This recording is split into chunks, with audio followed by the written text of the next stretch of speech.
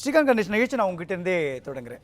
இப்போது இந்த தலைப்புக்கான முக்கியமான பிரதானமான நோக்கம்ன்றது இன்றைக்கு பேசிய முதலமைச்சர் ஸ்டாலின் அதிமுக ஆட்சியால் சீரழிக்கப்பட்ட தமிழ்நாட்டினுடைய வரலாற்றை, தமிழகத்தினுடைய சூழலை, பொருளாதார கட்டமைப்பை வரலாறு காணாத அளவுக்கு நாங்கள் மீட்டுட்டு வந்திருக்கிறோம் அப்படின்ற ஒரு கருத்தை சொல்லியிருக்கிறார். இதற்கு பதிலடி கொடுத்த எதிர்க்கட்சி தலைவர் திமுகவால் பறிபோன தமிழ்நாட்டின் அமைதி, வளம், வளர்ச்சி, மாநில உரிமை ஆகிய அனைத்தையும் 2026 நாங்கள் மீட்டுட்டு வருவோம்ன்றார். தமிழ்நாட்டினுடைய வளர்ச்சி யாரால் நிகழ்ந்தது? அதாவது அனைவருக்கும் வணக்கம். முதல்ல நான் பதிவு செய்ய வேண்டிய கருத்து என்னவென்றால், இந்த திருவிளையாடல் ஒரு வசனம் வரும் இல்லையா, பிரிக்க முடியாதது என்னவோ அப்படின்னா திமுகவும் ஊழலும் அப்படிங்கிறது தான் பதில் சொல்கிற அளவுக்கு தொடக்க காலத்திலிருந்தே விஞ்ஞான ஊழலுக்கு அதுக்கு இதுக்குன்னு பெயர் பெற்ற திமுக ஆட்சியில் இன்றைக்கு ஊழல் என்பது மிகப்பெரிய உச்சத்தில் தான் இருக்கிறது. இன்றைக்கு எந்த துறை என்று இல்லாமல் கனிம வளங்களாகட்டும், டாஸ்மாகிலாகட்டும், இன்னும் எந்த துறையை எடுத்தாலும் எல்லாத்துக்கும் ஒரு ரேட்டு ஃபிக்ஸ் பண்ணி அதை நியாயப்படுத்துகிற அளவுக்கு இன்றைக்கு ஊழல் நிதர்சனமாக, வெளிப்படையாக, அனைவருக்கும் தெரிந்தே ரகசியமின்றி நடைபெறும் ஒரு நிகழ்வாகிவிட்டது. அதை ஒரு நாட்டில் எல்லாரையும் ஏற்றுக்கொள்ளக்கூடிய அளவில் நடத்த தொடங்கி விட்டார்கள். இன்னொரு மிக முக்கியமான கருத்து என்னவென்றால், தமிழ்நாட்டுக்கு இது திமுக ஆட்சியினால் பயன் இருந்ததா இல்லையா அப்படின்னு நம்ம யோசிச்சோன்னா, பயண காசு கூட இல்லாமல் தமிழ்நாட்டுக்கு ஏதாவது ஒரு வாய்ப்பு தேடி பயணித்த அந்த கட்சியைச் சேர்ந்த ஒவ்வொரு நபரும் நான் சொல்கிறது, இன்றைக்கு உலகின் மிகப்பெரிய பணக்காரர்களில் ஒருவராக உயர்ந்திருக்கிறார்கள். அதனால் தமிழ்நாட்டுக்கு ஒரு பிரயோஜனமும் இல்லை. அந்த கட்சியைச் சேர்ந்தவர்கள் எல்லாம் ஒவ்வொருவரும் மிகப்பெரிய அளவுக்கு தன்னுடைய வசதி, வாய்ப்புகளை, வளங்களை, சொத்துக்களை குவித்து கொண்டிருக்கிறார்கள். அதுதான் நிதர்சனமான உண்மை. மூன்றாவது விடயம் நான் சொல்லணும் என்றால், இன்றைக்கு திமுகவான்னு நீங்கள் ஒரு கேள்வி கேட்டதுக்காக நான் அதிமுகவை தொட வேண்டிய ஒரு அவசியம் ஏற்படுகிறது. இந்த ஊழலுக்காக, திமுகவின் ஊழலுக்காக கணக்கு கேட்டு அந்த ஊழலுக்காக பிரிந்து வந்த கட்சி தான் திமுகலேருந்து அதிமுக. எம்ஜிஆர் அவர்கள் இருக்கும்போது இதுதான் அவங்களோட பிரச்சனையே. மற்றபடி கொள்கை வேறுபாடு அவங்களுக்கு ஒன்றுமே இல்லை. அந்த ஊழலை ஏற்றுக்கொள்ளாமல் பிரிந்து வந்தவர் தான் எம்ஜிஆர் அவர்கள். அதனால் அடிப்படையில் பார்த்திங்கன்னா திமுக இன்றைக்கு தமிழ்நாட்டின் வளர்ச்சிக்காக அதை செய்துவிட்டோம், இதை செய்துவிட்டோம் என்பது எல்லாமே சுத்த போய். அவங்க சொல்கிற திட்டங்கள், அவர் பட்டியலில் இருக்கிற ஒவ்வொரு திட்டங்களும் பார்த்திங்கன்னா மத்திய அரசின் திட்டங்களுக்காக அவங்க ஒரு ஸ்டிக்கர் ஒட்டி தன்னுடைய புனைப்பெயரில் அதை அறிமுகப்படுத்த போகிறாங்க. இப்போ ஒரு உதாரணத்துக்கு தோழி அப்படின்னு சொல்லி அந்த பெண்களுக்கான விடுதிகள் ஒரு திட்டம் போன முறை ஆட்சியில் இருந்தப்போ பிரதமர் தொடங்கிய திட்டம். அதுக்கு ஒரு பெயரை மட்டும் மாற்றி மத்திய அரசின் ஃபண்டு தான் அதுக்கு 60% வருது, 40% இவங்க போடுறாங்க. எந்த ஒரு திட்டமாக இருந்தாலும் அதற்கு 60% 70% மத்திய அரசு கொடுக்குற பணத்தை வாங்கி இவங்க போடுற 30% 40% போட்டு தன்னோட ஸ்டிக்கர் ஒட்டி, தன்னோட ஃபோட்டோ ஒட்டி போடுவாங்க. மத்திய அரசுன்னு சொல்ல மாட்டாங்க. அது மாதிரி திட்டங்கள் மட்டும்தான் நடைமுறையில் இருக்கிறதே தவிர மற்ற எந்த திட்டங்களும் இல்லை. ஆனால் நீங்கள் இதை சொல்கிறீங்க, ஆனால் தமிழ்நாட்டினுடைய முதலமைச்சரோ அல்லது திமுகவில் இருக்கக்கூடிய முக்கியமான தலைவர்கள் சொல்லக்கூடியது மகளிர் உரிமை தொகை தமிழ்நாட்டில் தான் முதல் முறையாக கொடுக்கப்பட்டது. அதற்கு பிறகு கர்நாடகாவில் அதை சொல்கிறாங்க. கடைசியாக மகாராஷ்டிராவினுடைய தேர்தலையும் முக்கிய கீரோலில் இந்த மகளிர் உரிமை தொகை அப்படின்ற ஒரு விஷயம் இருக்கு இல்லையா? இது மாதிரி பல அம்சங்களை அவங்க கொரோனா திமுக ஆட்சிக்கு வரத்துக்கு கொஞ்சம் முன்னாடியே வந்தது தானே. அதிமுக ஆட்சியின் இறுதி கட்டத்தில் வந்தது தானே கொரோனா. அப்போ ஒவ்வொரு மகளிருக்கும் வீடு தேடி ஒவ்வொருத்தருக்கும் 500 ரூபாய் கொடுத்தது எந்த அரசு? 20 கோடி பெண்களுக்கு ஒவ்வொரு இந்தியா முழுக்க கொடுத்தது மோடி அவர்களின் அரசுங்க. அப்போ நாங்கள் தான் முதல்ல கொண்டு வந்து அவங்க இப்படி கொண்டாடுறாங்க. விவசாயிகளுக்கு யார் வீடு தேடி கொடுத்தா?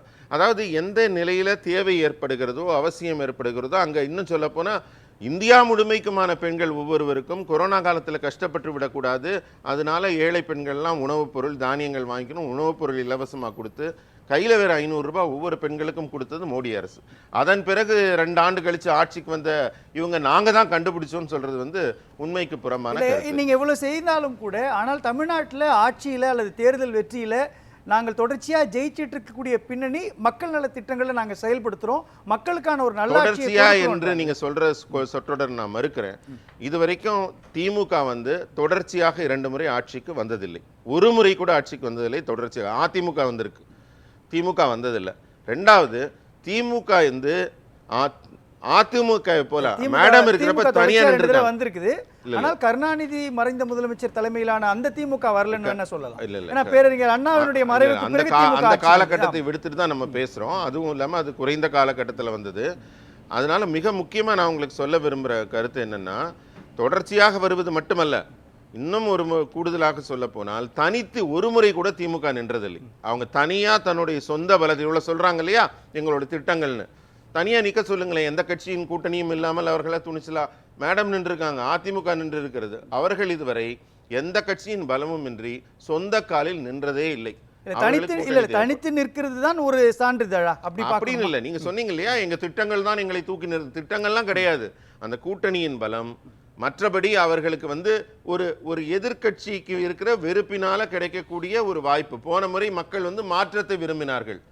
அந்த ஆன்டி இன்குமன்சின்னு சொல்றதுனால அவங்க ஒவ்வொரு முறையும் ஆட்சிக்கு வர வேண்டிய, ஏன்னா மாற்று இல்லை, மூன்றாவது அணி இல்லை இங்க வரத்துக்கு. அதனால ஒவ்வொரு முறையும் அதிமுகவை மக்கள் நேசிக்கிறார்கள்.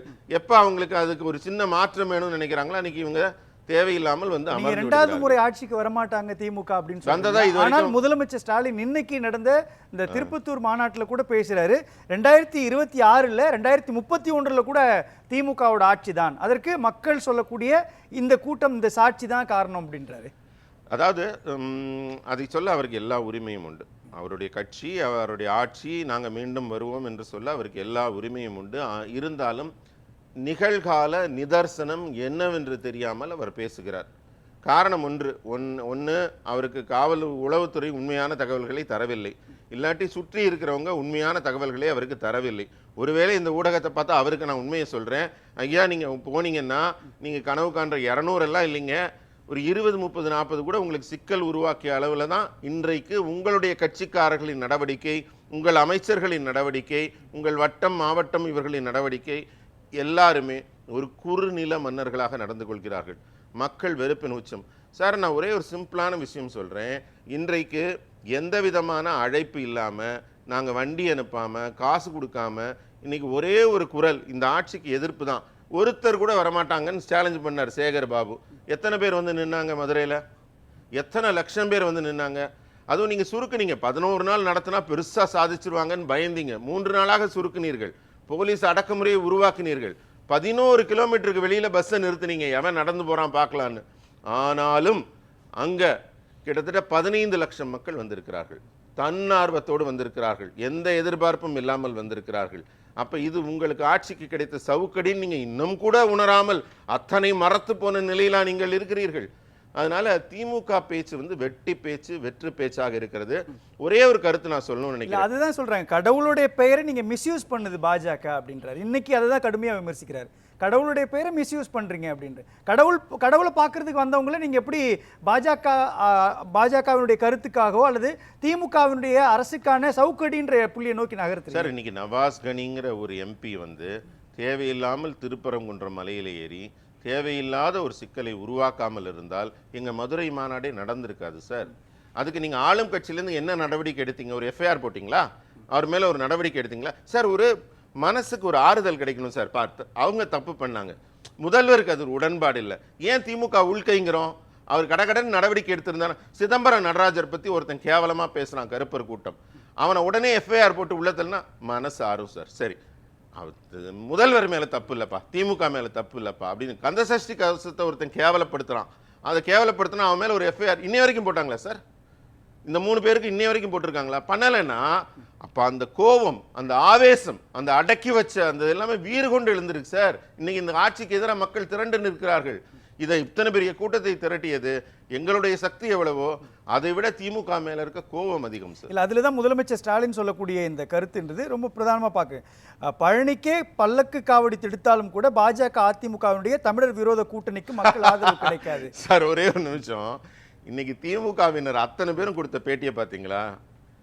டிஆர்பி ராஜாலேருந்து நானும் முருகன் பக்தன் தான், நானும் முருக பக்தன் தான், நானும் முருக பக்தன் தான் புலம்ப விட்டுட்டோம்ல சார். இன்னைக்கு நேற்று வரைக்கும் நாத்திகம் பேசினவர்கள், நெற்றி திருநீரை அளித்த திருமாவளவன் முதற்கொண்டு மன்னிப்பு கேட்டு பதறி அடிச்சு வீடியோ போடுறாங்கன்னா மாற்றம் உருவாகி விட்டது, மக்கள் எண்ணம் மாறிவிட்டது என்பதை அவர்களும் உணர்ந்து கொண்டு விட்டார்கள்.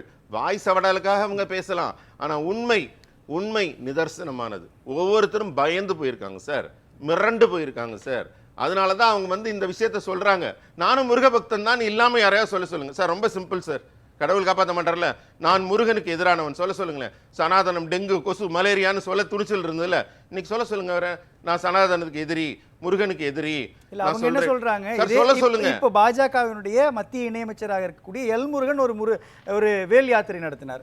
வேல் யாத்திரை நடத்தினதுக்கு பிறகும் திமுக வெற்றி பெறுது. அப்ப நீங்க மதுரையில முருக பக்தர்கள் மாநாடு நடத்தினாலும் அதுக்கப்புறமும் வெற்றின்றது திமுகவுக்கு தான். சார் கொஞ்சம் முன்னாடி நான் நண்பர்கிட்ட பேசிட்டு இருந்தேன் சார். 64லேயே உருவான ஒரு இரண்டாக பிரிந்தாலும் 2 மாபெரும் இயக்கங்களாக உருவான ஒரு கதை சொன்னார் கம்யூனிஸ்ட் இயக்கத்துக்கு. அந்த இயக்கம் எவ்வளவு பெரிய இயக்கம் சார். எத்தனை மாபெரும் தலைவர்கள் அதை உருவாக்கி இருக்கிறாங்க. இருந்தாலும் இன்றைக்கு அவங்க எத்தனை பேர் இருக்காங்க? 60 MP இருந்திருக்காங்கன்னு நான் படித்தேன் சார். இப்போ தான் இன்னைக்கு 2 MP கூட வழி இல்லாமல் இருக்காங்கன்னா வெற்றிகளால் ஒரு இயக்கம் தீர்மானிக்கப்படாது சார். அதே மாதிரி திமுக ஒரு MP கூட இல்லாமல் மேடம் ஃபுல்லாக ஜெயிச்ச காலமும் இருக்குது. அதே மாதிரி ஏடிஎம்கேக்கு ஒரு சீட்டு இல்லாமல் திமுக முற்றிலும் ஜெயிச்ச காலமும் இருக்கு. வெற்றிகள் என்பது அளவீடு இல்லை சார். அது காலச்சூழலில் கிடைக்கிற ஒரு வாய்ப்பு. மற்றபடி கட்சியோட கொள்கை, அதில் இருக்க ஒரு தீவிரம். இன்னைக்கு எழுத்து நீங்க படிச்சீங்கன்னா, எழுத்து நல்லா எழுதக்கூடிய இயக்கம் எதுன்னு சொல்லுங்க? கம்யூனிஸ்ட் இயக்கம் தான் எல்லாரும் சொல்லுவாங்க. நல்லா பேசக்கூடிய இயக்கம்னா திராவிட இயக்கங்களுக்கு தான் போவாங்க. ஸோ ஒவ்வொரு இயக்கத்துக்கும் ஒரு தனித்தன்மை, ஒரு முத்திரை இருக்கு சார். அதில் அவங்க பண்ணிட்டு இருக்காங்க. அதை நீங்க வெற்றிகளால கண்டிப்பாக அளவிட முடியாது சார். இறுதியா ஒரே ஒரு கருத்து சொல்லிடுறேன் சார். தலைப்பை ஒட்டிய கருத்து ஒரு நிமிஷம் கூடுதலா தரணும். என்னன்னா, இன்றைக்கு திமுக பேசுறாங்க இல்லையா, அவங்க சொல்லக்கூடிய பிரச்சனைகள் எதுவாக இருந்தாலும், நீங்க நீட் பிரச்சனையா எடுத்துக்கோங்க, கச்சத்தீவு எடுத்துக்கோங்க, காவிரி நதிநீர் ஆணையை எடுத்துக்கோங்க, ஸ்டெர்லைட் ஆலை எடுத்துக்கோங்க, மீத்தேன் எரிவாயு எடுத்துக்கோங்க, இன்னும் சொல்ல போனா மேகதாது அணை எடுத்துக்கோங்க. இத்தனைக்கும் அனுமதி அவங்க தான் கொடுக்குறாங்க. அவங்களே போராடுறாங்க. நீட்டுக்கு அவங்களே அனுமதி கொடுப்பாங்க, அவங்களே போராடுவாங்க. ஸ்டெர்லைட் அனுமதி அவங்களே கொடுப்பாங்க, அவங்களே போராடுவாங்க. மீத்தேன் எரிவாய்க்கு அனுமதி கொடுப்பாங்க, போராடுவாங்க. கச்சத்தீவு அவங்களே விட்டு கொடுப்பாங்க, அவங்களே பைத்தியங்களா மக்கள்லாம்? அதே மாதிரி அவங்க இதே மாதிரி நீங்க பாத்தீங்கன்னா காவிரி நதிநீர் பகிர்வு 24 பிரிட்டிஷ் ஆட்சியில் இருந்த போட்ட ஒப்பந்தத்தை 74 அவர் கலைஞர் அவர்கள் வந்து அதை புதுப்பித்திருக்க வேண்டும். பண்ணாம நீங்க விட்டதுனால இன்னைக்கு படாது பாடுபடுறோம். தண்ணிக்கு நதிநீர் ஆணையத்தில் போய் நம்ம கையேந்து நிற்க வேண்டிய நிலைமை. எய்ம்ஸ் ஆகட்டும், இன்னைக்கு அதிமுக ஆட்சியில் தான் 11 மெடிக்கல் காலேஜ் வந்துச்சு நமக்கு. பேசலாம். அதனால ஒவ்வொரு நன்மைகள்னு பாத்தீங்கன்னா, திமுக இன்னைக்கு டாஸ்மாக்னு ஒன்று உருவாக்கி, ராஜாஜி அவர்கள் கொண்டு வந்த மது விலக்கை நீக்கி, அண்ணாதுரை நீக்க மாட்டேன்ட்டார், ஆனா கலைஞர் அவர்கள் தான் அதை நீக்கி இன்னைக்கு மது ஆறு இங்க எல்லா இடத்துலையும், மற்ற ஆறெல்லாம் வறண்டு போச்சு, மண் அள்ளிட்டாங்க. மது ஆறு மட்டும்தான் மாநிலம் முழுக்க திரண்டு ஓடுவதற்கு திமுக தான் காரணம்.